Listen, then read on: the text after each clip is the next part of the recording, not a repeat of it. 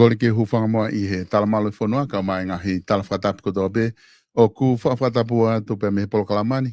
Talangata e te au whai ki tō mama o ka tae whainga maari e koe ni ke whawhatala noa ki a whaas mama ai a koe kantiteiti whika ulaki tō tapu hongo fulu ai a koe ma polo kalamani hono ua hoko atu ai whatala noa ki ai whika oaki pe a moeanga e ne palani ngā ue ko ia pe a moe ne campaign ko ia I he ne whakaamu pe a moe ne whakaukau ko ia ke ne hoko ko e toko taha, ke ne whawhawhanga I ko ia toko taha pongo fulu ki he whare area tonga he whiri ko ia au wha mana ke whakahoke a hua noa no me ma. Whataunga be ka inga ku ongo le rei atu e tau polo kalama ke teki mautolu I he re ope mo ata lawa ke mamata mai ai I whetu upe ku ke iai mo toki kata ka shea atu pe tau polo kalama ke tau inasi koto ai mea mahu inga pito ai lawa ke mao e ngahi whainga maari e koe ni ke tau tala noa ai ki he ni ko ia kau kandidate o whaata adaho nau taimi ke whai hatala noa ke nau ngahi kawenga ngā ue ko doa pe o ku nau mate a ki ke nau humo ia ki he whare area tonga.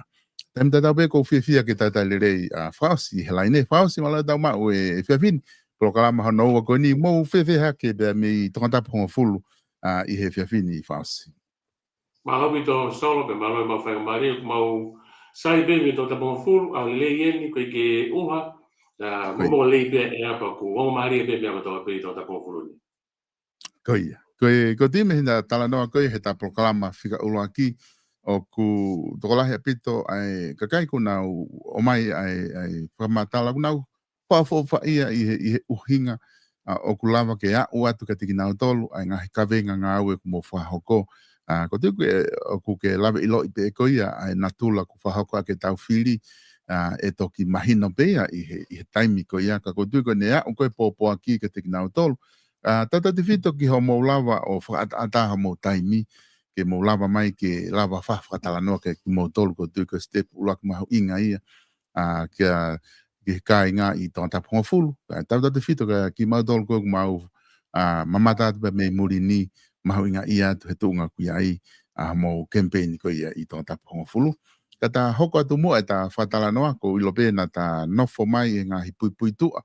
Neongo o ku whainga ta ngai pui tu a koe ni ke lava ke mo tala noa ki ai ka koe ngā koe whainga maari e koe ia na lava ke mau he ta proklama ko o sina ke lava tuku mai ai ngahi pui tu a mo ngahi tokoni I he to ufili e ni tolu pe wha ni ko ke I tonga tapu hongo fulu ai pea I he ahoni ko ke whakau kau ke kau I he pue ko ia ki whare area ka koe taha ngahi palaparema o ko loto ke hoanga o atu.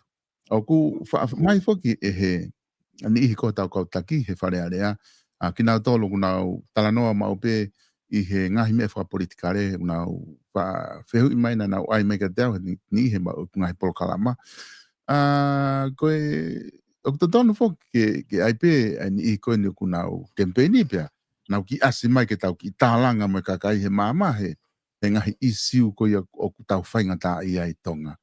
Pea koutu I mahalo koe pe guai pe e mo onia meli pe e whakau kau.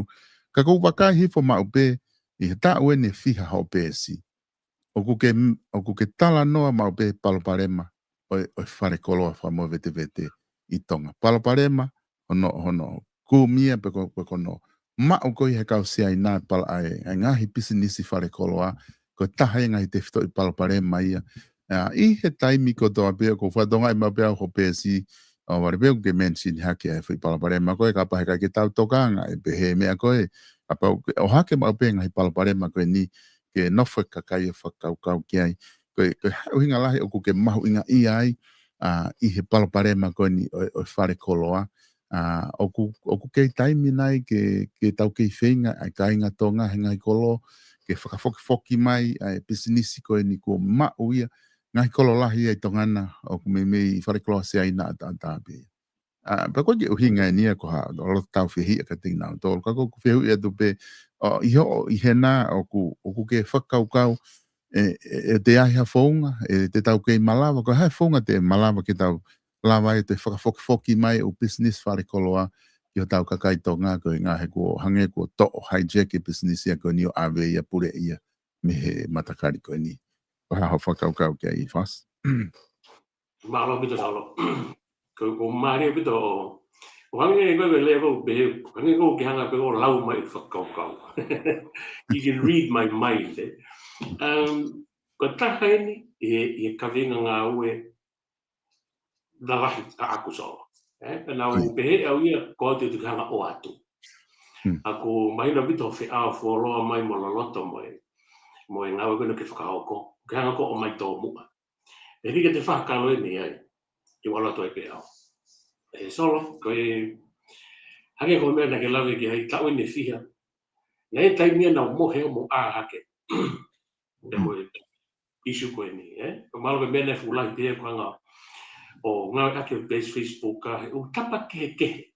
Pena e ngā ue o mea lahi e solo. Pea koe o mea e koe ke o talano ia e ni ngā ue. Hange ko e ni. Pena hanga ko whi koe product lahi taha koe hono ngā ake e kakai tonga ni. I ki ia isi koe moa. Koe puha moa. Ta tau pe nau ake o nau whamiri, nau ake a luku, nau ake ngai mea whaka eiki, nau ake ngai katoanga, wai pe ngai ki ke. Ta koe lai tahai. Nei e fwoi taimi, mi tau e tau kosi e peku ki matau kosi, na e whai e nau tuku pā. A main import mai koe mea koe ni.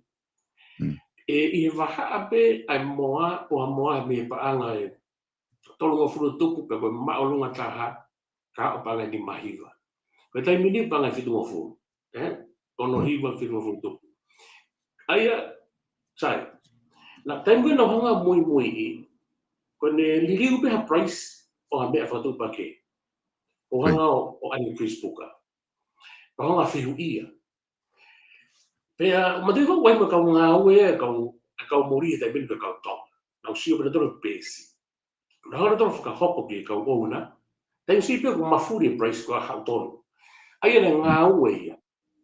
Te mau whanonga mai be solo, ko ongo i pe, kai pe ke malo i whi unga, O ke mau hato i mawhai lahi ange, ke koe paraparemo koni solo fulo loto au pito ia. Ka te ukamata tala noa pe tari o whiu i, ko whiu mai puka pa ke hu mai koe. Ka o loto ke whamanga ala whale le whatu tā maki ai, ka winga koe ni. Koe, ka pai eke maha taha kao. Ka bai ka taha investoa tonga me muri, whihao ai ni business tonga ni. Ka bai be mai. Whaas ke pehe koe haha business lele kaha. Te o rato whai tu ato ki whengai tonga. Te koe tari e ni. Ha whainga business i pe, but not retail shop. Whainga business pe, ngā o whai, kai ke he pe, he kai kua whare koroa. Uhi he posi a solo. Pesete hive hiva poini, pesete hiva poini walu. Koe pesete pe noa poini ua. O tau kei mau he sektoa koe wharekoroa e taimini. Koe whakalolo mai a solo. Pea ko hui e kau nihi koe na nau. Koe tahe mahu inga ia mea koe ni solo. He koe kau victim whakaofa moni. Anau tolu koe na nau mohi me sektoa koe ni. Wai ngai whamiri ngai kolo solo. Na siak nau tulia tau tangata tolu. Ko nau mohi bene. Kore wharakoloa. Nei kai ke te ato i whakatokanga e ka nau tolu. Ke pehe. Ate mahina tolu, pake tā puni. Uhi, he o mai e fu supermarket i multimillionaire o langa pehanga kakoe. Neke ke te whakatokanga pehe. Oho ware peo langa mai kau ngā api. Koe unaki o whawhaia koe kau shop owners koe ni tonga. Ko no ua, neke ke hamea ki nau toko ni e ki nau tolu ki a kamata whoko. Hange koe ni. Fui whande, koe ako toa pe, o nei whare koloa, pai criteria ke pau mo maa. Hawha mo ni, nei hako ta o wanoa, pena na mo ui ai, koe whande heni, ke ataki i mea ke kamata aki. He koe ka kupe hatu koe pesete noa po ni ua solo. Koe os, ta tau pia mo pesete noa. Os ka toa se toa koe ni ono avi e kau mea koe. Nei kei te ma mea pehe ke si kainga tonga koe ni. Koe nau mea pe whai koe mati whakalongo. Pero me na tange huloto. Ye ngai family na kiki no hiki no tolu mi tonga ni ki muri. Ki no hiki no tolu. Sine no roto me mai.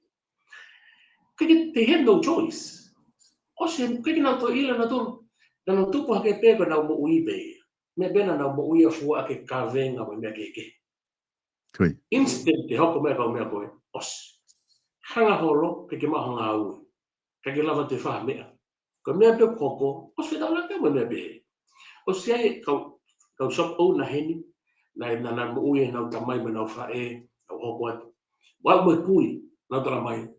Fa si ka me en kui ko ko turi kita me to fonua. Ia winga ko ni ko te alu ta fi alu mo to fonua. O pau ke na wo me heni ne nga na ofa. Kono hoko. Ai ko ni wisia fa family ia so. Ka shop owners ia. Sai. Ko ni wisia fa community le vai. Ka pau te ke fa totolo me ko ni ka wale fa kolo pe ngai kolo. Now mention ki mua o ke te business activities ia te fito ke fa ki kolo i uka. E la yange ko fa kolo ape. Sai. Na e ai leva expectations a kakai ko o community ke to ta ko ia. A tonu be ia. Ko koe ma to ake mau se miti o whakatau mai me ia he aho ke aho. Sai. O to tonu ke ki lahi ange holi a koe konsepti. Kono ua. O to tonu ke palestini koe pete ke se a koe to akapulu. Ui he waho kofi, mo suka, mo fui maa. Na hoko ui a koe ia. Ka bauge e se asi, ko kouton ke taki he tau kalasi, ka tonga ofa. Ke tau kalasi misnare. Pena a honga, kon community en solo ta no ke ai. Pena hoko rewa o vilo se niti, multi effect. How se niti ke shop owner kolo, pe wi ko expectations, ya se ate akapu o vilo se niti. Ai no fai morina, pa te tonga e tama business community ko morina, o vale pe una honga sponsame. Now give back to your community. Na hoko ia so. Right? At this very moment, kone osia. Sai, te wiki agre wa whakafonua. E ni wisia whakafonua. Ko hei mo pia folau ki mori e taimi koe. Na pawe e su senti, ma na kautare te oke la lokasia. Tanoa ni tau whanonga mai whanonga fulu, hi whanonga fulu. I te ke kapu a sektoani e kau morini. Ko na tango tu pe ko fa mafola mai ko mau hini fo ko finga paanga ko ki la hine ko fa flola mai mi va o fi mau abi ki nusila fa fre maki o fi mau panga fa mano ta vi vas ka na uyu me me la lokasia e ko aka pulu e de ke flola ta o ka pulu ki nusila ki wo kapu o ko fi mau ka tokoni po mau hini ko ri ko ta i ka ta hi e ko ta fa ni ka vinga solo time si pe ta fa no ke hingo ko ni Malo vito ko e ofa ni wa mai mesi karola me te vita mesi vita ko pana wa mano. Os. Ia. Kaina malo vito pa alu re fa ki ri ka kai. O me ko ia ia hani be ko me no tano ge ko ngai kolo. Os expect be ka kai. Over be. Alis tu aife. Ko wa mai ofa be alis tu aife ko pana ka mano. Lain ni mai angai fu ka pita ko i ko alofa. Ako main importance ko ito products daim ko ya. Lain ni mai taki lau mana. Patau to alo to be. Hame koko ki ahoni. O yai ha ui ui la lokasio to fano ngai ga seng zoom. Pe ko look hu. Asima me beheme ya. Hala. Ayo ko taimi ko na ia tau kakai e paanga ko ya solo. Tau ina sega ilu.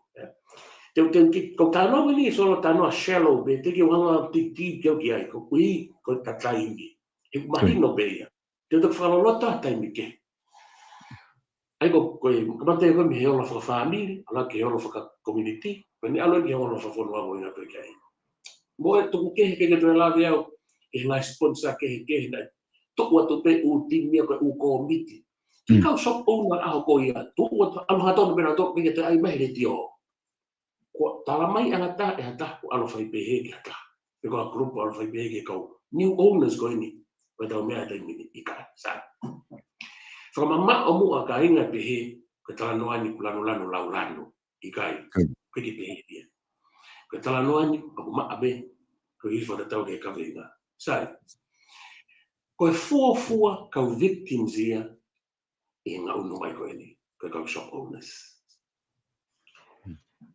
Pena hanga no be leva to nga so. Aka pau ko ia ko tamo to tai. Ke fa no be ki ai. Kaya ko mea koe, o pau ke tu Yesu ka usulua ke ilo. Ai mau mamai. Kapag ko tama ko ki uta, iupi sai pe koe. Kapag ko tama fanga puaka koe, fanga tapu be. Se toke. Han mea koko he ahoni. O whaka otu mai.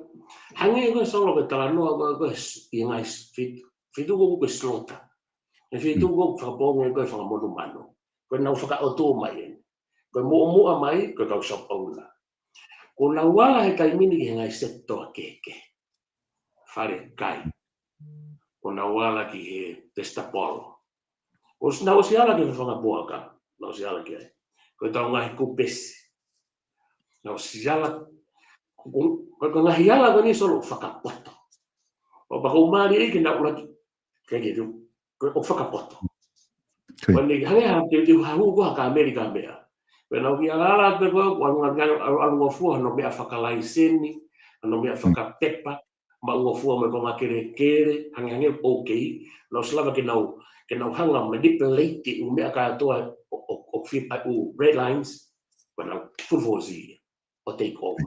He pena umau whakana tole mea kotoa pe, o laka ngeia, ia tau tolo. Ai ngai sektoa kato tau favor business, na tau e bebe na tau wanoa ho whahoko mea ko ia he kai te ke compete koe mahamuri koe ni. Lahi ane nau paangapa nau to network o pehengi. Ka pau ko koe o ta whi au hi solo he sektoa ko, ia sektoa. Paka pau o waho 7 miliona, ka wai paanga 5 miliona pe. O fo i 5 miliona he fitu. E o mai e network e paanga 3 miliona ke o Peter koe. Wala kere wha 4 miliona. E network ai. Ike hatau mea bea tau. Sai, ko mene ko haga kai mini solo. Mono loto ko whakatu ta maki ane. Ko tau tangata uruaki bene kau me ane. I whanua koe ni. Tau tangata uruaki bene. First generation. Eiai e second generation. Ko nau whanau. Nai hau e kakai koe ni. Na kiki nau mai na tolo mangai. Ko tāketi mai. Kia ngai ngā ue office wapure anga. Nake na mai na to ma to Afrika. Nake na mai to mangai betai to. Na mai be mangai malo ko na network. O pure ile va nga nga we ko no fai pi hafai na ka. O no succeed. Que eu mo I benga ake foi ile ko succeed benga ake foi ile ko victory ko ikuna ka fa. Ikuna ka fa ina do le fitaketi. Ko fehu ile va de kai mini so. Sai ko si wesia kata o kau mea whai ke lave, pia teu ki nau tolo ki in ke sloka. Ko where vai tau tangata whika ua, second generations. E koe nau whanau. Whetuiru nau iai. Nau roto ngā koe muri, e ngai university le lei au pito. He nau afford ke totongi e nau whanau I ngai apiako university le lei koe muri. Iau nau toi poto e ako, e tola. Sai, tenau toi, osko nau graduate mai mo maa ona, mo PA ona, mo tapo degrees, mo PhD. Tenau whaka meri tau ana whare ni whanakoloa. No. Ko osi konko ia. Osi unai he nau mātua. Koe hea ai ngā ue koe pe koe mea. O ko relevant mo PhD, mo maa ona, mo PA ona. Koe aho ia solo. Ko whakaloloma ia, ko hanga shutdown I ko viso ne, pe ki whesio me aho ia. He te nau, koe ka mata lewa nau wala, ki he unga wha office whanuai. Nau lava wala. Nau sitsen tonga nau tolo. Ko nau tonga nau tolo. Nau entitled da tau be nau tolo, ma kau tonga totolo, mo oni. Ebe nau wala pigei solo, koe kai e koe ke toi taofi. O ku nau loea aki, koe nau he ni, na nau whima o kau tama he un top office, ke ngai ngā ue, te nau whai, ke whakawhai ngō fuai, e nau ngai business. Nau whima o koe customs, koe lawyer, koe accountant, nau whima, koe authority e policy. Pena nau ngau aki pia tau kakai. Koe hanga ni koe read between the lines in a whakaukau. Sai, I've never tau kakai tonga because they have to have a qualified accountant ke hoko ke ne fai na tax pau ke na fi ma o lawyer qualified lawyer ke na ngai me falao pau ke na hu mai mo albituba e customs ko be ala hieta kain ko na fai me ko ni solo pau ke na nga ke kautonga ko ko i solo na nga ake pe mo na talo pe Vai whaketairi maro pena overcharge te mea taimeni. Pai taimeni, no whinga na tono bright pipe ko na kena friend ni ma totaha pa na palava. Pai totaha pa whainga ta. Ko mea ko lau he wā lai ni so. Nga nau pehepe. There will be one day. One day. Eke ke mau te whema wa loia tonga. Whoki mai kau PLLP e mo kau master he lao. Pena whanau. Eke ke mau te whema wa accounting tonga. Ha, kau bachelor commerce me kau ma commerce. Eke ke mau te whema. Haka i mawai mea for diploma itika. Ha, ospai a koe na a second generation. Okay. Whaka offer for wa koe ni. Whaka offer whauso. Pea koe ki o toi whi o ke whaiwhai ngā tuku aki I koe ni. Koe mea he ko mea ngane whakatau e passporti. It's okay to know the history, but what can we do about it? It's over. Osi, pa te tara mai. Mea whuke ko mea ngane whaki e disa e the ever, e tenko na nau bre angai. Likewise, osmo ia. Koe question o taimini, what can we do? Koe ha e tau mea e whai to save this country. Me mea koni. But te otu ni solo. O ke ilo mahina peka teo te uwhiri area, kiki doe rea au ni mea. Kiki doe rea au kana to. Koe taimia, nau hangai o whakapapau I o loto. E I kai ki o toi lea ki kau me ani I social media. Te koe media. E kauhi katoa o mea katoa. O informations mo o mea katoa te umau. Awe nia hasolo malu o sea ua takata. Taimi no loa takai. Iau behe. Te upuke mea koe ni. Ko whiunga hono share I social media. Te tauhi mea koe ni. Ke toki. He koe upoini. Ka pau e kei tauhi lele e u koloani. He kai ke te aha taha. O koe ko hawhi ai mea solo. Te lava mea. O koe ki o toi. O wa o toko nima. E toko tolo. Hakakai e whanua koe ni. O waha ne mea. Ka tau mo mea ko nofo mo ia. O teu. Ke give us a last shot. Ke kakai koe ni. O kānaki ai pe. Pako ke kānaki pe o ke ahoni. He koe mea ni poko tai mini solo. Ko nau power. Power ka pa anga ko spahino ia. Whai atu ia he. Kilo nau power whakasosiale. O tupu mo ia. O tupu mo ia solo. Ka nau power whakasosiale nau tuuta koe I tonga ni. Na tau I he. Koe tai mini. O ono pe nau power whakasosiale. Koe hae uhinga. O tupu ai mo nau power whakasosiale. Kono iai. O koe whrekolo ia tu he kolo. Pea ko ngau e ai. Haki familia kolo ko ia. Mo oni au si mau e nau mo ui. Koe tupu, kamate e ne tupu. Kei ka patu alo ngau e maho mo ui mea taha. Te defended o taha koe apa te ofai. Koe tupu ia. Koe hai tupu holoa. Mea pango. O toko lahi au pito. A kau mau mawhai. Na whamore pe, ka tengo ko solo ko ulave ke mawhai. Na ulave ke tau mea kosi. Ke mea koe good leadership. Mea pango o lave ma o pia olunga o pehe to ko kuhinga pe ke paremia mo kapiteti mo ko fareare mo ko maronga no. Uhinga nia ke ka mau mafai ko to ape pa no mafai. O rifu pe o ke tamai. O pe mafai e tamai ko mafai ko family. Ko wi ke tau o e tau responsible ka to. Ai ka mau mafai ni so os felu teni e nau feohi. Me nau fe aunga aki. Me nau kaumi a mamai. When the ihe kau Kau top ia matagari ko ini. Koi. Tahaya whainga ta aso. Kati malpe a mui te hanga reveal e o mea. Kati whakai ka pata bengi he lao. Mola tuku hifo waita. Pako tahaya na whainga ta. Hangea solo hafo I tau.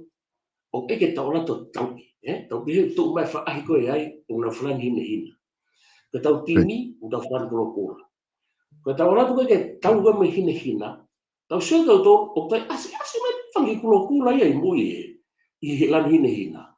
Ko kau tamai whaahi koe a tau toro. Ko mahaki ki whakatata ko ia. Kini hanga o whamahino I how hard it is. Sai. O no wharewa solo whakau ke mea koe ni. Anga whiwhia no fuhu e kau me ani. Kike toi, ka toi te mini solo, it's like trying to fight a losing battle. Kono whakalea to tono. Ka koe mea koko whaamau ke whengai tamo, tuange se toa koe ni koe, na ula tonga puri he tai mini. Tuange ia, tau behe koe whaifuhu lahi ia. Ke se whaamau, ia uhinga ke tamate I kai. Whakafoki maha konga mea koe na inase mau kakai. Ke tau, kapai e lama pia whengai ke tau 50-50. Kai oua hoka for I ratio koe ni, koe 99.8. Their ratio 0.2. No, that's not fair. This is our country. For no ina tau tolo. Ai ke fair. Ai ke whafoki 50-50. Ma whi mea koe taha, ai wana urawe kene nai. Ke oua toi hoko atu te behemu. Tuanga kau mea kau o slota nau tolo. Ka kau mea kau kiu mai ke whare tāmate, wā whatapu. Whinga ke seivi nau tolo. Ma mea ia koko, si o e solo ko e ala mbalawa. Pa te ki whatatai ni te o atu. E mamaha koe whangi whotutu ko whai tai mini. Pēni. Ai ke he whotuha tau, tau langai hafu mea, tau tātanaka langai wharekoloa. Tua ta whaki. E lawa ia. O fu loloto ngi ai. Ki tarara pare pēni. Papa tama ko tu tai mini. O kwai a tama wholesale I do walofa. Tama wholesale. Aia, ka tai mene wholesale ti oto. Na yo kata apa whaki wharekoloa mho e me tiliva mai koloa. Pa osko ia, pa ore me whaki wharekoloa ke ngai kolo, o eki mātap, o maue nau ki tupu. Ne kei te hawa ti oto ia, mo aristo haefi, mo ke repi, mo kau mea ko ia, o whake repi mo mea, mo kau kauli. Ne kei nau te o mai na tono langa wharekoloa holo I whanki kolo. Because that's so unfair. Ke o ata hu koloa mai mene wholesale, pa te hao tu I na kolo, oske pa te whika ti oto ia reimoni, ke te hao langa na wharekoloa I na kolo hanga peki ai. Ke mea ko hoka tai mini solo, koe tāmati e koko tai mini. Ui, he whai e nau tolo. O kai peke nau toi pehe mai e nau tolo, koe hahata, e koe haha mea. Tāna kere whanki I mea koe, ke whaita ki nau tolo he sektoani, e te ha mea ia. Ka te aten solo wika ke hoka to koe, ke koe kawinga koe ni peke te e osi. Kolo peke ta touch base, ke te whoki mai hatai. A solo, o kou tānaki ai mea, ki ulawa, mea fo'o, pe koe mea mamafa.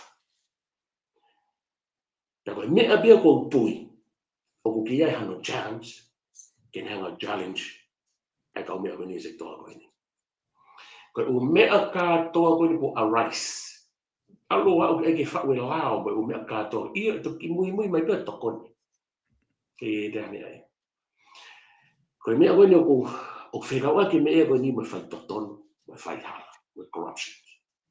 Ai koe mea pene taha ko ki puke, e koe amanaki lelei pe. Kai ke, mahalo mea ka pau ku, mahina ka ke ki hoka, petu ke ka pau ha mea ke te whieke mai kalinga. E whanasi koe ke whahoko ho whamatala, o tala noa koe ni ki he palaparema koe ni hoko I he whare koloa koe na uweu I atu.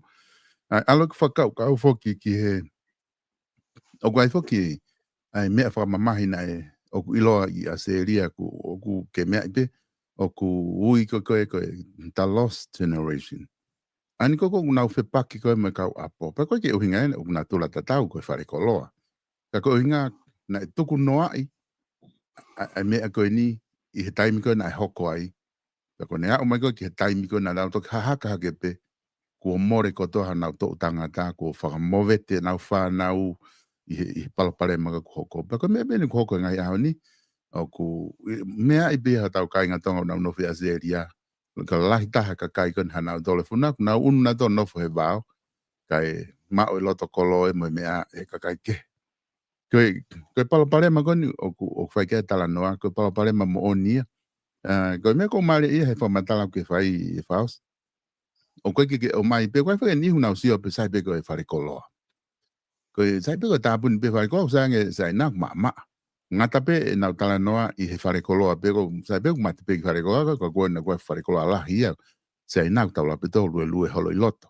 Te whaingo fuange mea kotoa. Ka kuke hanga whako o mai e palapare maa kai ki ngata pe i he generation koe ni.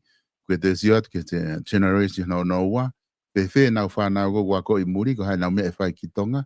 Te na hoa na tolo tangutu atu he loto pure anga. Ko ngahi mea koe na e maa koe pa anga koe a tau ka inga tonga he nau ke i to tong loea mo mea kuke o mai me palapare maa koe ia. Ia uke taimi koe ki te ngā na toha loea tonga. Ko sa upe nau whanau to whai ka toa accountant ko loea me hafua o mea koe ia. Oku lo loto au pito palapare maa koe ni. Koku whehui a aku e whaosi. Wai na e tuku ai oku tau kei tuku noa e palapare maa koe ni. Oku tala noa ni ke whao koe ni ke whare. He ko ngā koe palapare maa whaku pe mai ni. Ko hame whai liriwe lao. Oku esi mea pe koe e whaosi koe whewhi tuku kulava liriwa e whai whao lao. Wai oku kai ke kau e palapare maa koe ni. Hange hame viviri ke hō ki whare area. Wai oku kei tuku noa e tau hanga noa i hange pe haki mea sisi i. Ai lo loto ko ni ku ke tala noa ki ai I ho whakau ko hai uhinga. Te tare pe fu ria taso. Koi. Me whakamore pe ko si o kita. It's selfish. Selfishness. E kai kono whatatai ni. Mana tui whuku pai paanga kau mea koe ni. Ko o mai ne ka kai solo me whanua. Whanua pe taha o whanua pe ua I mamani wa taha biliona. Taha biliona. Taha afe biliona. Hau nau tolu me fō whanua lai whakamana wahe. Nau sio me ki te niko ki I lo. Apana kia mea I ki ange lo malu di nau sio me ki. Toko taha kiru. Ko ki whanua. O nau whiau na tolu ngai whanua koe na nau mai mei mo. O mea keke. Nau hau na tolu sio ke ki mau at koe tau nofo. Ke kia fo I loka e tai. Ka nau sio ke ngahi loka. Kia loka e tai lava. O heui. Poko te wate ai whata ka mo ta hape. Ane afi ko afa tu. Ko sio koe ke ma ui koe ngai fulanga supermarket ngai rehala. Ne fo I kaini na ki o hake issue go neo ki pato. Pena tu une be e ka ofi ke te tari halai sen farikoloa. Ke te tari halai sen farikoloa ko ui e fulahi. Pa fulahi fo ke mea wene issue go ni. Ka te whāna whakai. O koe ki sio ki mea kau koko. Ai koe ka tahai e fui loka ulawa pio akaha. Ko sio ki kai. Wai fui mea nai hoko. Mea whakawhore ti be boene. Ko au nau whitu taki ki tō tāko ia.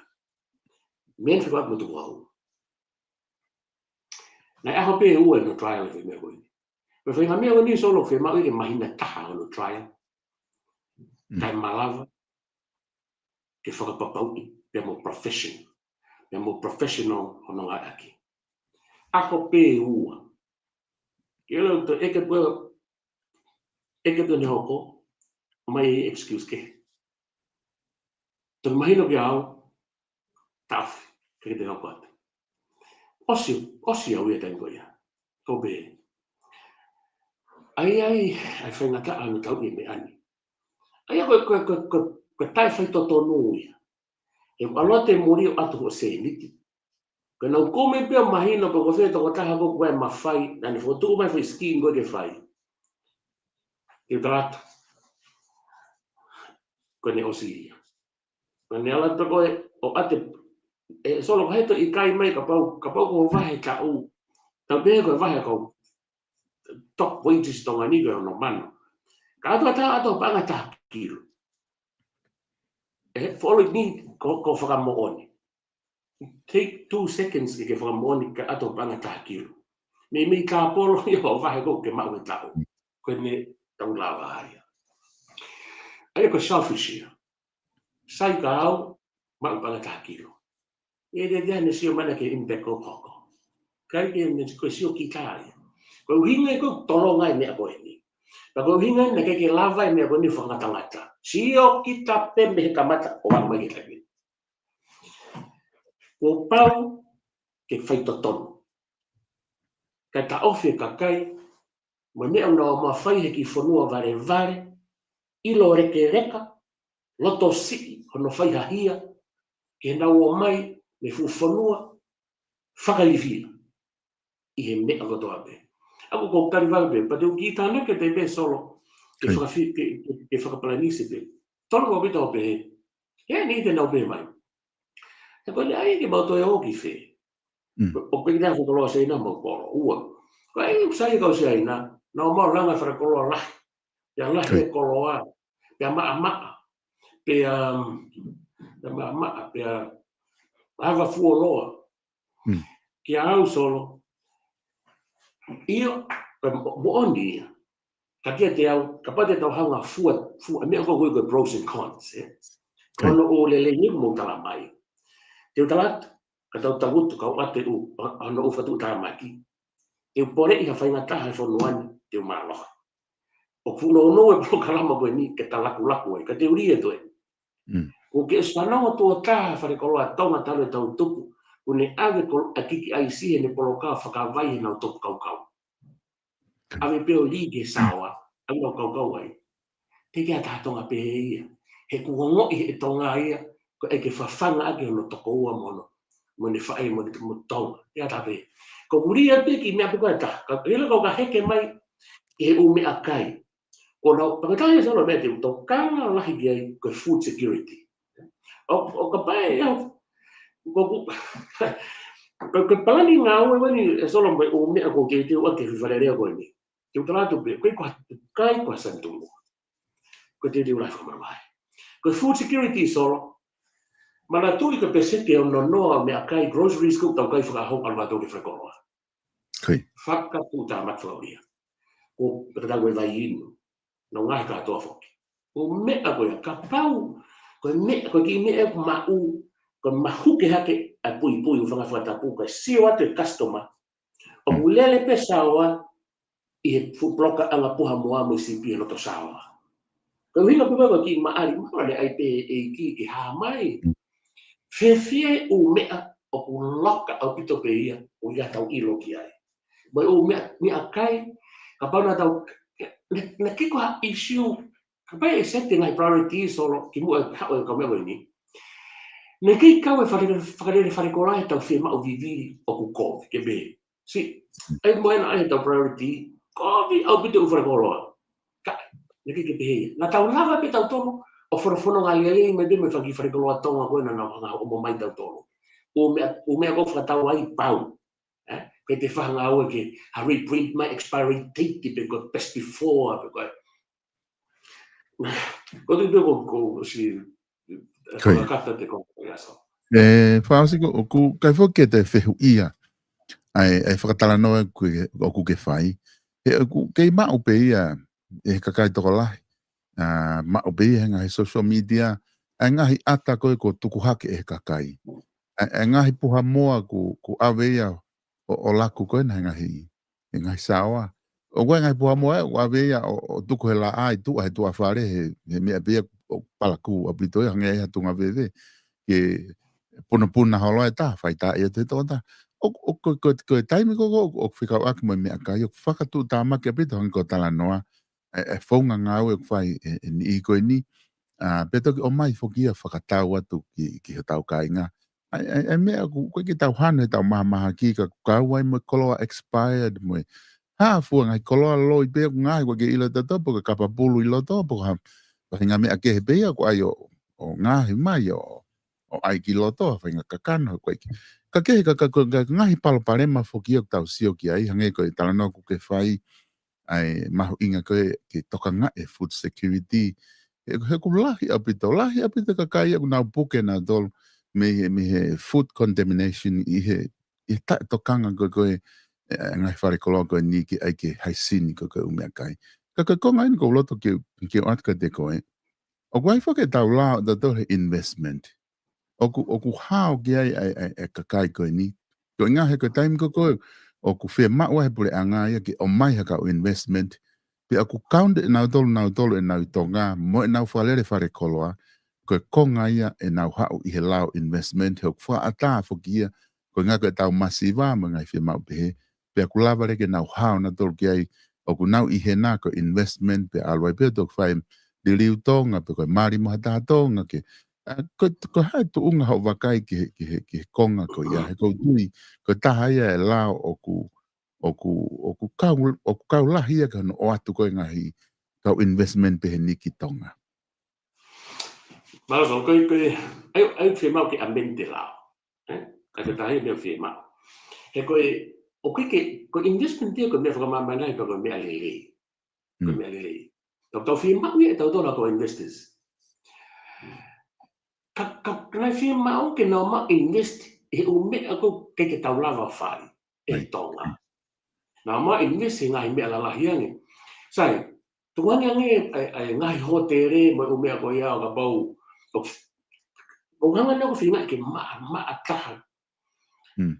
O ke whinga e solo ke o mai o sio ke langa e whanuani. Langa, constructions, kau builders, kau carpenters. Ko be, o te whawhi kau laki te mawhangi kau pakakai tonga, wahani ki langa. Pepe whiwhi ngā we, si pi tu, o ua kau tama. Hangi aku si i kau builders, kau langa. E ko be, sektoa e ta. Kau mechanics, kau engineer mea lere. Ko hau ngai mea lere kai mingi e so. Hau ia he ake ngā fo o, hau ia kulomi piu ke toi ti, hau ia kufaka kompiuka. Ko be, ko sektoa e ta. Ko firma ke investi mai nau tono e ume a tau whaka ofa e tau lava whai e tau ka teknikare. Ko tari e ke iso. Pipike te me whine, huka te me whine wani nau e kuna whelare.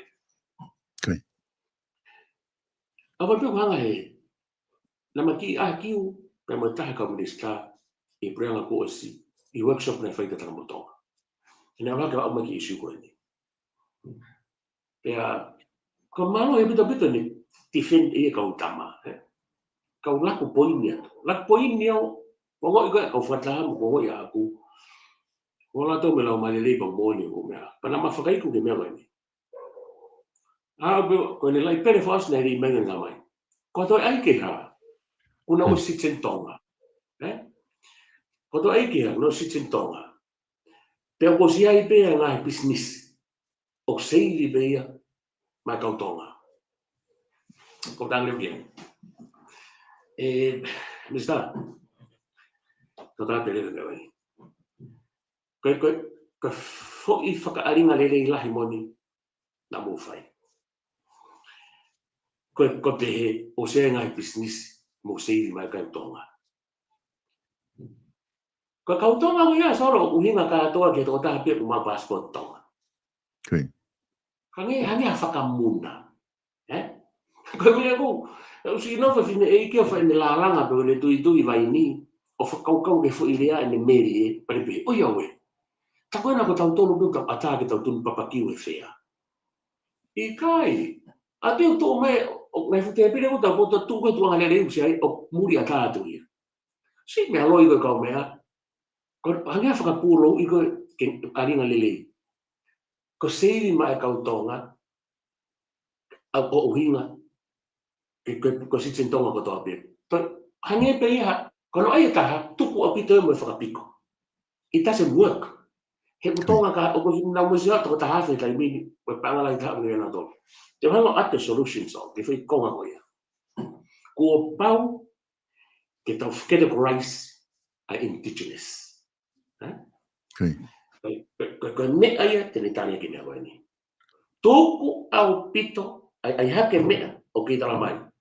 Koe na o seida ka mo tōru ia ai ngahi loki koe make ti, tu peke kau tonga.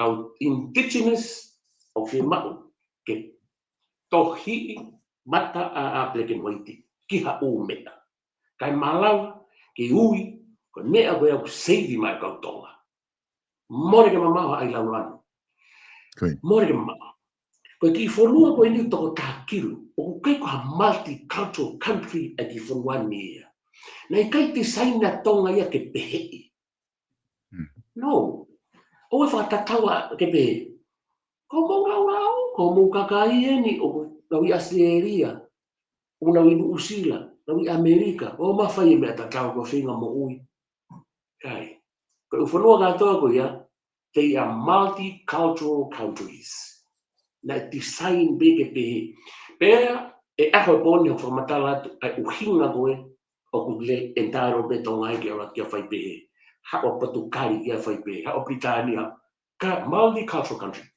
feel be mo pe ki ai ke pe e ki fonua koe e ki family ko tonga to takilo e ki square mai le fitimea ni manoa faka vare lahi faka ui ko tana ke diga iso ke mahino ai fatala no ko ke fa hoko fa pe ko ang hanga fa ko de ke mahino be o ku tu ye to lahi ko palo pare ma ko fa re koloa pe mo na te fa non ko ni fa matala e fu lo to ko o palo pare ma o ke pe he ko lau ko ki ta pe ta pe u ka aluia o lau to tangata o la ki u pe ko no palo pare ma fu lo to pe fu lahi o fa matala mai na pe ta na ni nan tala mai ka ko ta palo pare ma ko ta fe paki moia ai ko ke tala no ki ai na ko e ke atu pa ki o mai fo ilea pa ko tu ko fo ilea to toni ki ai ke na e ta mai ta ko ni ko ta palo pare ma o ta longo a ke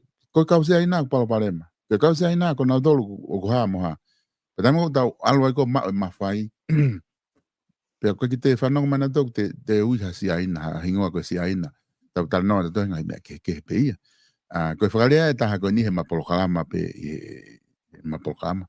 Ka koe ngai koe ahoni ke o mai koe whailea whakatonga to tonu pa kuongo mo oni. Na ke o mai whailea koe wheluteni. Ka wheluteni, o wihe ni koe whelatani. Koe taimi ko ma oai ma whai he kau takipa ka pau te nau wheluteni mo matangari koe ni. O ku whai ngata are. Po ke utahu ngata ho ke kau whare are ma koe kakai kon ma olunga pureanga. Koe ni ihi koe nau ihe i tahi ko he tute ko pe vai feito ka luteni nga we me kai ko ni aki mo na fu wi fa panga e fu fa tu tamaki apito ia ki tonga kon ta sio ke ko fe fa o se ka venga ko ni te tata fok me pita ke ka venga ko ni i tai mi ko nga ko ka venga la yen ka ko fe tu ka ko e o ku ke te ke lava hoko ko le o ka kai ko ni o ku nau whainga tā ia mo nau loto, mo nau i he paloparema ko ni nau ilo ko paloparema lahi ni ki tonga. O ku ke lava whapapau i te ke hoko ko le o ma ki nau tolu o ta tawa i pepo ka hea tūkunga e a o ki ai ko ha ho palani ki ai e whahasi. so ko tari o ki ai pese te te au ko via o whai mai wheu ini ki e ko mana tu ia e mea te mena ki longo e kurea ke matakarimi ka muri ko ni e social media ne to tana ma fitaula kwenta mai sai poto ko tari e koe ai whakatokanga mahalo nei whanongo hena o si ai e warning to tolu ki au so Koi a se warning e tahe meiri hawe me unknown address koi koe whakatokanga tuku tokanga ki ho o mea whai tokanga ki ho o ngā ue o ke ilo i fish pa i piu ke ka iloa katoa me mo family mai nega total ni nei halo ne be ilo total ni ki ai mai total ni poto ko no to ga go nga we bi la me no ke ala ke ko ala na we wi la mo winsi o fa ka maki ko no fa ko la ki ai ko la ki family ilo us mahino kana to le to fia ko gen mo ye mo ai New Zealand kau tange masih ko ni o pe ko longo ko ko fia o longo o me ke e dona ke doa o ve lo tengo te foki mai mo isu ko ni fai fia ne ya I mea kone whamana iau kia. Te talatu ka koe, tangitari pe koe, I will be back with something bigger within this issue. Lahi o angea, I mea kone whamana iau kia. Ko loto lahi mea so, pa kou tari ko whiwhi, ko teu, I am more than ready. Kaki ke ngati ai, ka pau e kike tea input, tai hoko koe spokesperson by me koe ni. I don't really need anything from them. Hangeha information, but no mahaha, mama. All I need ko now lo tu be now bobo. I think I've got enough information. Tu aria ke ko ya. Sio ange solo ke dilo e whakakaukau foi fika koe ni. From whanonga maupe, ko taha ni tatusia anga tau whanonga. Ko no te au whanoa mi se aina. Ma lo se aina, whafo ofa, lelei mea katoa. Pea kosi, hoko fu I mea koe niu ni hanga, o wau o wau palani, o sio, taha ngai kawinga ke kaha. Si alu tau noa pe, e os tau tolu, hai tau whanau, safa, e fuu ngawe, pango na tau whai. Koe whika e skonga te au whanau miliona. Tau, sa. Ok, ilo ngai wharekolofa mo vete. O ku alu ki ai pesete valu noa plus. O income at o taha katoa pe whanua koe. 80% plus of all income in this country, all goes to grocery stores. Ko pisinisi pene kaha solo, o kulele pe tanoi toa taponi. O koe business pe ni uto ua lele pe au ki hatafu. O koe kia teksia e kolokotoa pe, nunga lofa pe. O koe kia wharekai e kolokotoa pe, koe pe whituka wharekai. Ngai business katoa, ko business pe ni one and only. Sike business na o ala, sike hau koe ni, na keke o mai noa ia e. O se te tante homework. Penau ilo, we are buyers. Koe kakai whakatau groceries tau tō. Koe kakai inu, koe kakai kai. A mea koe koa products koe he ngai wharekoloa. O si ila nau tō, 80+% wharekoloa. Ko tongani, tō takiru koe ni, ngai koe tō takiru. Koe avarisi koe, o whakamore ke toko taha he aho. Below poverty line, pangai ua. Koe apa pitu poverty line, o aluia, o kau tapa in kaya solo, na whakamore tō aho i o ke panga te au. Nene ko meni ko tapaka pangai ua fulutupu. Te alu ani fo ipia e tahaua o vai panga te au. Sai, ko hanga lewa o whakawhetau raki I o mea. Awa ke ua, ka rifa ka whamore lalai. Ko be, ai pe panga e valu. Tau pe pe panga e valu. He aho. Ko panga e valu kilo e aho solo. 800 ounces. Sai. Ai liu ma fitu angeia. E mi panga e ono miliona. $5.6 million. Pangan 5.9 million. Pangan kong ang grocery stores. Ay ko boss, take over the commerce. Kung yung tanong fa fika, kinihanga to for mo mea whakakau. Pangan million a week. That's $24 million a month. Pangan wa 5 million I mahina ta. Wa 5 million. Mahina ko hongo funu, uang yao 5 million. Uang 5 million. Karena kimai mai fu I ua 5 million na koe 5 million na koe o mahina utoe. Uang yao 5 million. Tau pe ni tong yao million. Ko ni mari fekina mau pe ape. Teu whanoa ai tau tali sai na malo sai na. Teu whanoa ko mari yao so. Ko mari be mo pe. Ai ki no kamo ma ave panga tong yao million. Mana tui solo. Ko no pene sector ko whakarere wharekoroa. O ku te eki ai ke no au I he ngahi hotere. I u sector kehe. O ku toi lalahi anga no ngahi paanga. O ku na osanga kapo whanuan mo moto. I he mamata tofua. I ngai business wharekai. Teki ngai business. Alo e whanau ke kaa wash. E whai mea kaa sono ko ulele atu ni pātangata. o whakau ai ia, pa wai whake kakai ui koe kau hari, ko tau kakai pe, mo riri ua ke whakapato-pato, koe wholesale ia. O na toro mai wholesale o retailer mai ke kau mea koe. Solo, o koe koe kulele atu, ko sia vai Facebook o tō e se aina e hanga whataha me kau tonga koe ni, mo e ne fute pire koe ume.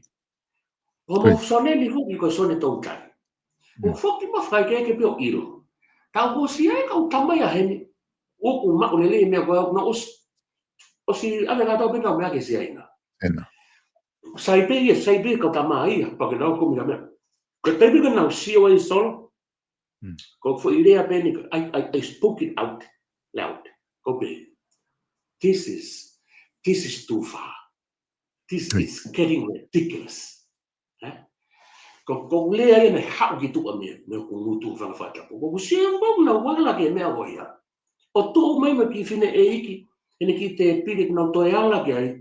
Ko immediate respond, I was saying to myself, okay, this is gone way too far.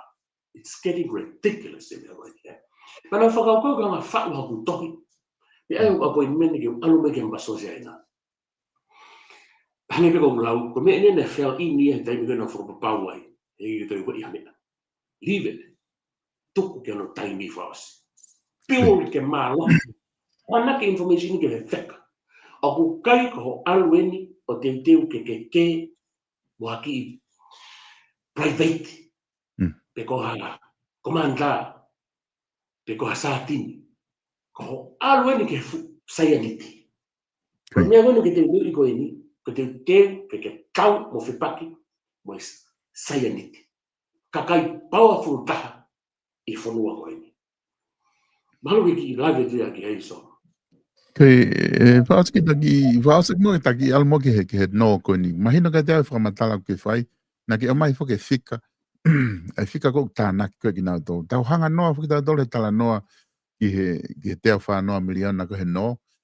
Pai hange tau mo la loa ko ngā ko he tau ene fiha te kei peke lava totong ka ke puke pe no ai na wakati fo pena e nga he ripote pre anga ko ni ko si na e pe ai interest mo nga panga na kamata no te ma o ke fa foki ki ai i ho wakai ki he paanga ko ni o nga o ku e sia whakai me alahi ko nga he ku ai tau no lahi ki si ai na tu ko ki foki me he ani i ko ni kau candidate me baba o me ni o na tua ki o pe koe tau no koe me si ai na o ku mau ue si ai ma tori baba o ku ngana ki mau kau ma te he tutu ko la tokolo pe ko he tala no ki ai ka ku ta no he no e fa o ko ha wa kai ki ai e malawa ke tau totongi ai te fa no ko ni i ha nga hita o wa be mai pe ko ha fa nga fonga o mo pe he e lava ta fa re ke fa hanga o ki ai ke fa mo osi ka imagino ke generation konu ke tupu hake. E ka ke nau tupu hake ko le ringa whiangi au e whuno ko ni. Ko au tia ki hao sa tae hanga full menta mai ia ku ni mangia miliona no e mo interest me ko. Ko no ia ko ni solo. Sai o ake na ke na te ke os le rei me to ga miliona e wiki. Ko no ko ni solo. Ka te au tor ke cancel. Ka pai me o cancel ake. O te ai ke mari whekina, he koe mea fo ou ko pau ke whai, ke lava mea koe ni o tahi. Nei u tahi ngai tau moana o rea pe, ka pau ke whimao ha mea o te ke mao ko pau ke whai mea o te ke whai. Ko pua rea koe, wakai koe ke negotiations koe moe mea koe ni. Pea lai whoke u palo mesta e hoko, tala mai, sai pe ia, ai pe fo i no ia, kau taki atu ki mua. E alat pe tai nia pe lava peo li riu koe grant, ke o te kaa. Pena e hoa lelei, ko ne au no mahino koe e ka, pau ka. Ko whete pire wharea. Ko whete pire koe ke whaie negotiations. Area. Te watu ma mea fo te alo ma mea fo Ke ilo ka pa e correct ngai, ke ilo ufika koe ko o atu, tō leo miliona o kānaki. E hona o kakai, e sektoa ko wharea wharekoroa. E tau ta. That's 1 year. Tau ta. Ka e ua wana ngea miliona. Tau e tolu hiva ngea miliona. Tau e wha, ta piliona. 4 years, tau e wha. Sai. Io solo che tratto ton bene veni. Che lava poco fai. Tra no veni o mai exact numbers. Fica tutto. Ma dico approximate tieni. Capo talato. Si abito. Fa o kai fo pe ko e. Capo ki fra moren ko o ake ko panga valu ke tota. Ina. Oh no, ga fra moren ko fai a honi. Ko ki ngau pe ki o ngau pe ka ina vai ko panga ua. Take it like we go breakfast. So I won't be too wrong. Ilo said ko me fo mai ha solo. Ko ha fica to la ya ne he valu. Sai. Ko me lembro bien aí. O que é ko economic treaty, eh? Ko tarite lei fo economica. O que iro solo ngai to ko la ita fai me ke fonuani ta ore me ngai fonua. To ka raisa ke pe sia. Ko nu usila Australia mo Amerika. Ka ko nu usila. Ko ha no uhinga. He ko na tolo na tau fefuaki aki. Ko na tolo na tau fefuaki aki, na tau trade. Awa to tau ha. Ko ha tau ki me ato na wanga pai. Ko tau ki uta meleni, ko ate tau fu taro. Ka no hanga we have never take tau tarite tau to mafonua. O 50-50 e tau trade. Ko na to. Kakai te ke valu noa wanoa, fitu noa tolo noa, ke sai taha ka pa arifu fitu noa tolo noa. Te se mo tau, o kutau, o ipe foki ko e tau ke ka tau main source of resources, ke to e lave o ke na tahe. Hanga rewa no sila whakahonga i e tau trade. E tau whewhaki aki ekonomika foki whewhaki paanga. Hanga rewa no sila tamai. Sai, ko uhi, o fuulahi o kito mo, ko tu ko tau trade tai mini ta whewhaki aki o pesete fitu noa mau mea o atu pesete tau noa mea pe valu noa atu ano ko higo ne pehe e mai si pi mai pulu mavo te mau ate panga ho frumiona e ta ko to api ke to koni ko fo ka ke mo sector tak mamata sa mau ate mea ki he Australia mea ta Voi be ngai ni ape ka ko ta ko honga ia e whewhaki aki Kapal te alo tangu te pia rea te to kore mai nge tau te whano miliona te mai ta naki katoa mai solo ko nau i hebi na tolo ova he tau e wanoa fau tange tau e wha no fika ko atu ko valo ko sta biliona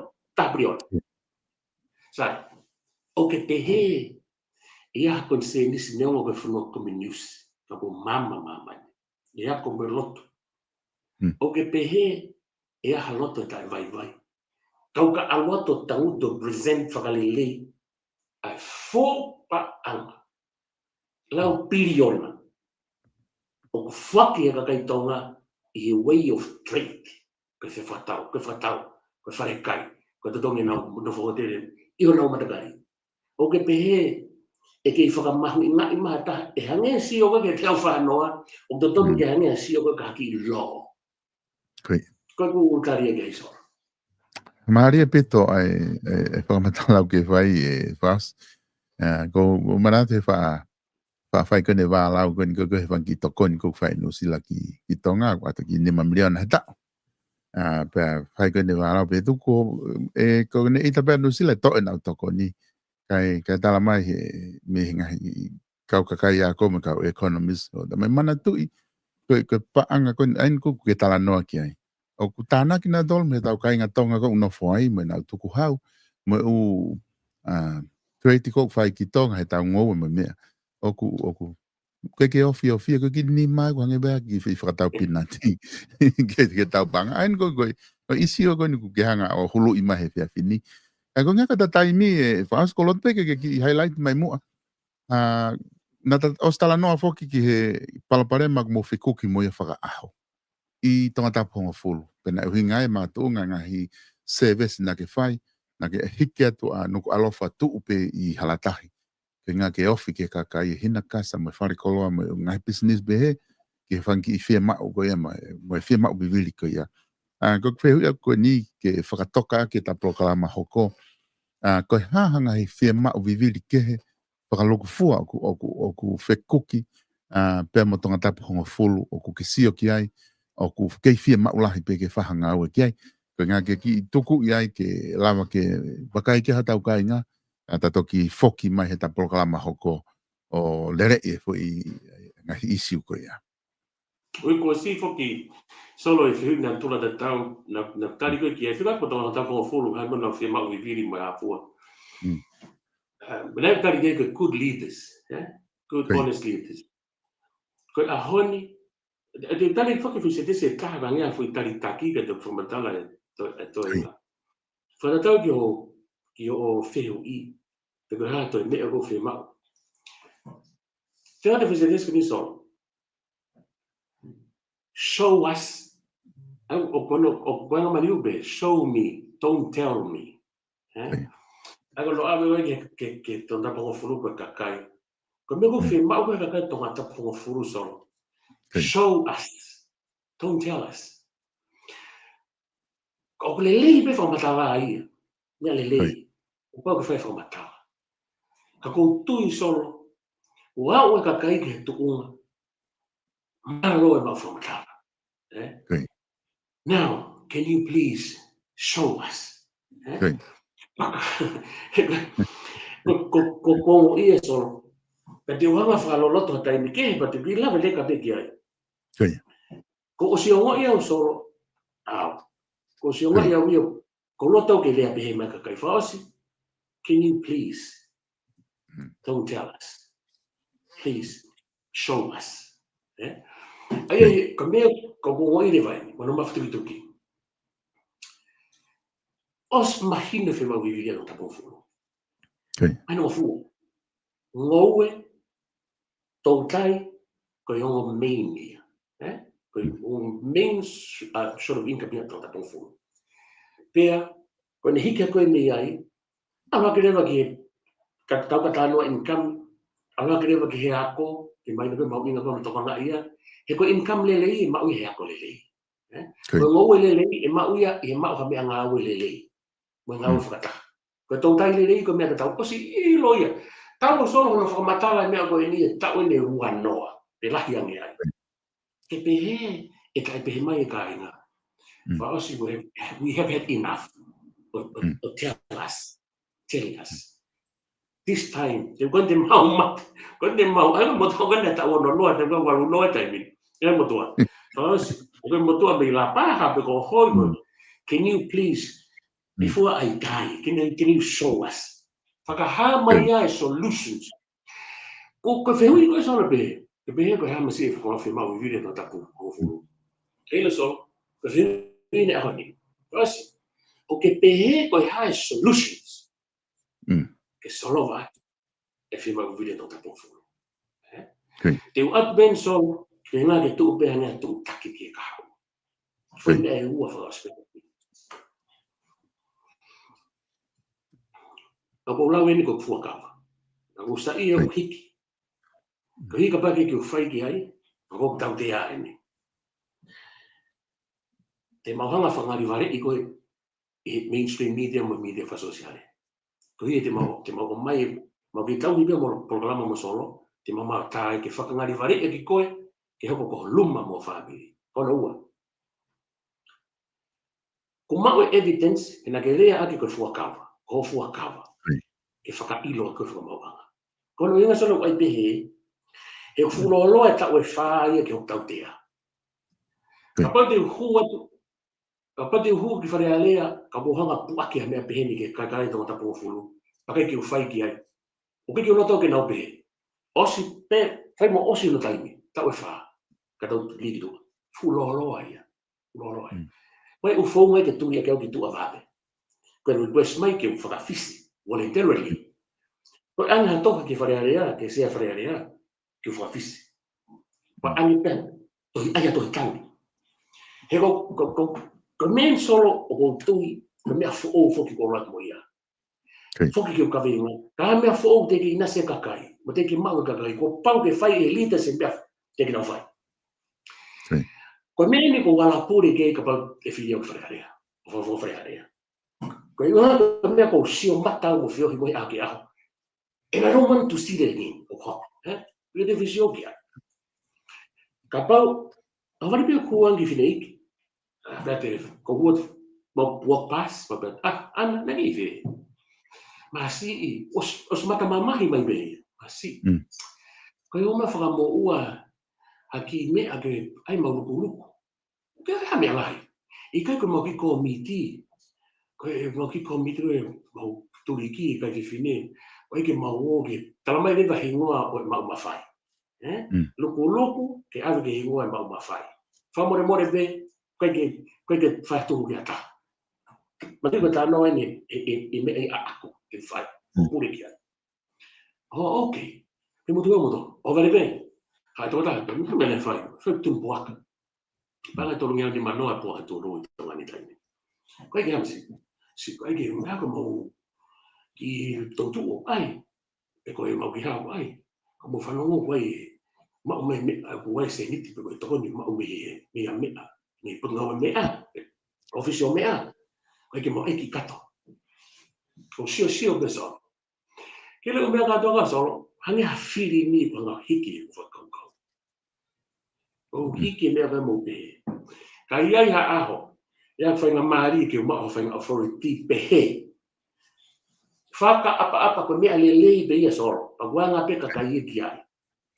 Pero koe ke hako via ka authority. Me ko mea mea hoko pa top sai be ia. Pa koe ke uhi hau ke tuku. Whai be ia ko mea lelei. But to me, kau ka mau ha authority pehe. Ko whakangata e mea koe. But i hanga ai ke mahina o vita soro. Ia talani. Porque mo tolu ko toa pito ko tapungo furu. Kulopu fa foi tui ai ko mo mahini o ma me o fi ma o me me teo. Te trate rao e o mai kini. Ko ke te fi ma ke ha ma me. Kai ko te fi ma ke ha ma me ata. Paka pa te mo mai mo ia ho tangata ai gao. Paka me ko te fai te to hanga pe vahe me ai ki mo to. Te fuaki ka. Te feitu te roto ke ave ki ai.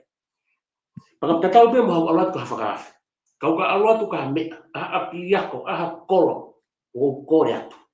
Ai ka toa mea mo kau frase, ai e naunga he kato pe koe ha, e kai ke u alu mama pe e ko mawa pe. Solo ko hina ai pe he, me e ua. Kono ua ki.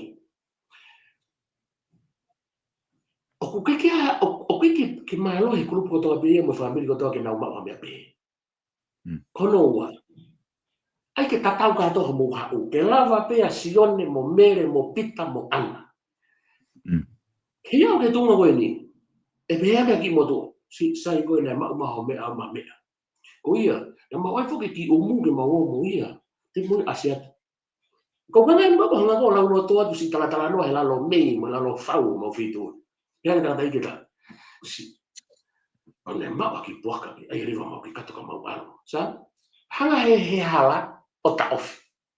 O ka pau me ana te tamata ni, na mauoka ko fa osi. Pena e mau me mau ki mea mate mea. Ani fi, ani afi, osi. Oh, mani, se yere ka mau bombo. Sange ke solo ki lo te peta no ke ko haki, ko foka va mo vai la. He kai ke tari ya waranga ka ma mea. Fa pau ki. Pe kai ke tari, ke alu ka mea, pe ai ha mea, ke alu mo ia. Ika. Fai be ia dei ko to pe ko authority ko solo kapag tau fi mau ha solutions ke tau nga unu ki mua ko pau ke tau fai me a for all namu sacrifice ka tau lava o nga unu malo Maria pito ai watarano ki fai pia mahin o pito e whakaukau ki o mai fast. Ka koutu mahalo te ta tuku aki ta polokalama au ni whakaukau ko ia. Koe whakaukau mahu ingai ki o mai pia moe palomesi ko ke whai ke wahinga. Ai whakaukau ko ia whia mao te konta po fulu ke show us. Ai mea ko mo talanoa ki ai.